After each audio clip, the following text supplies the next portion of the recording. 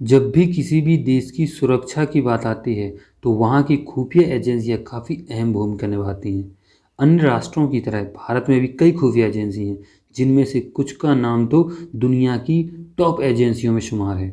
आइए जानते हैं आज उन एजेंसियों के बारे में। Raw research and analysis wing 1962 में भारत चीन युद्ध और 1965 के भारत पाक युद्ध में भारत का इंटेलिजेंस ब्यूरो सही से काम नहीं कर पाया था।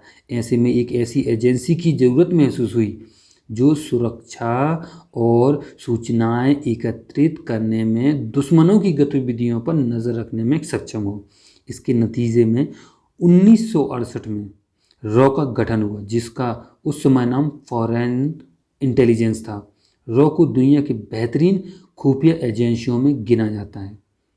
इसने बांग्लादेश के निर्माण, ऑपरेशन इस्माइलिंग बुद्ध और 1971 और 1999 के भारत पाक युद्ध में अहम भूमिका निभाई थी। और आगे आता है IB intelligence bureau. Intelligence bureau का गठन 1887 में सरकार के एग्जीक्यूटिव ऑर्डर से हुआ और 1947 में इसका पुनर्गठन हुआ। आईबी देश की सबसे पुरानी खुफिया एजेंसी है। आईबी देश में खुफिया ऑपरेशन को संचालित करती है और विदेश नीति बनाने में सरकार की मदद करती है। आईबी के सदस्यों को रूस की केजीबी ट्रेनिंग देती है। आगे आता है एनआईए नेशनल इन्वेस्टिगेशन एजेंसी।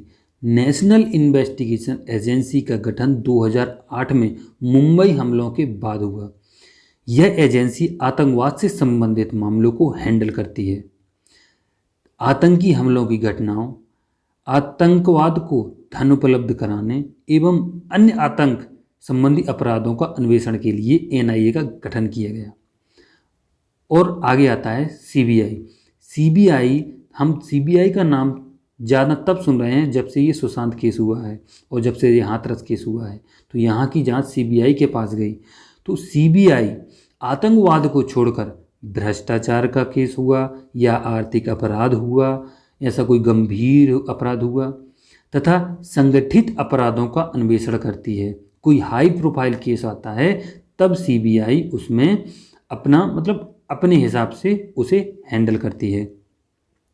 आगे आता है NTRO national technical research organisation.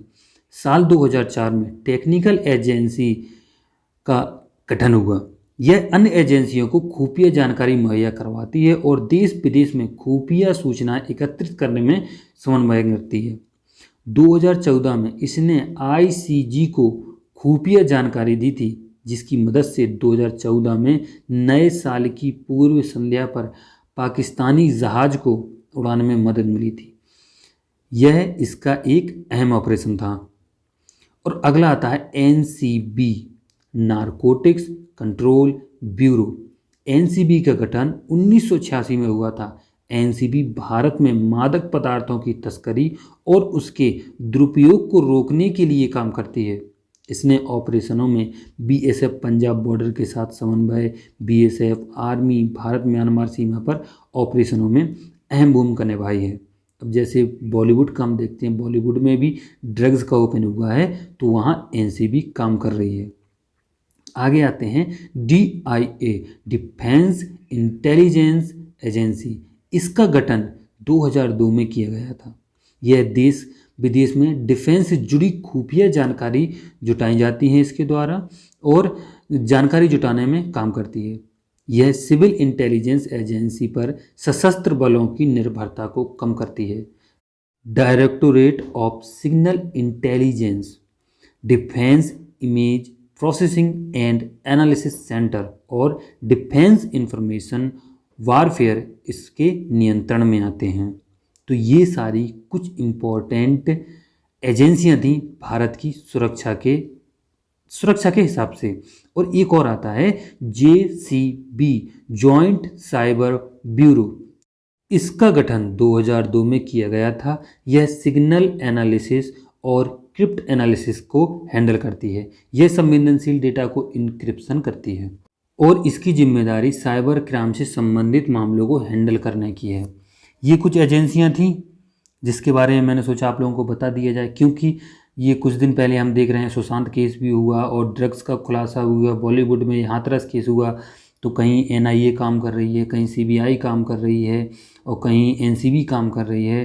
तो मैंने इसका बारे में थोड़ा जानकारी इकट्ठी की। मैंने सोचा कि इसके बारे में देखी जाए कि कौन सा संस्था, कौन सा संगठन कहाँ कैसे काम करती है, कौन सी एजेंसी काम करती है। तो उसके बारे में जानकारी ली, तो मैंने सोचा कि शायद आप लोगों से मैंने सोचा कि कई लोगों को नहीं पता होगा, तो मैंने सोचा आप लोगों को एक वीडियो बना देता हूँ जिससे आप लोगों को भी नॉलेज हो जाए। अगर आप लोगों को पता है तो ठीक है, अगर नहीं पता है तो वीडियो को पूरा देख लें तो आपको समझ में आ जाएगा।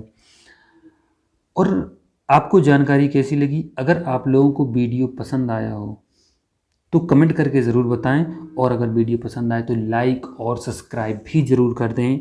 मिलते हैं अगले वीडियो में बहुत ही जल्द एक नए टॉपिक के साथ। जय हिंद, जय भारत।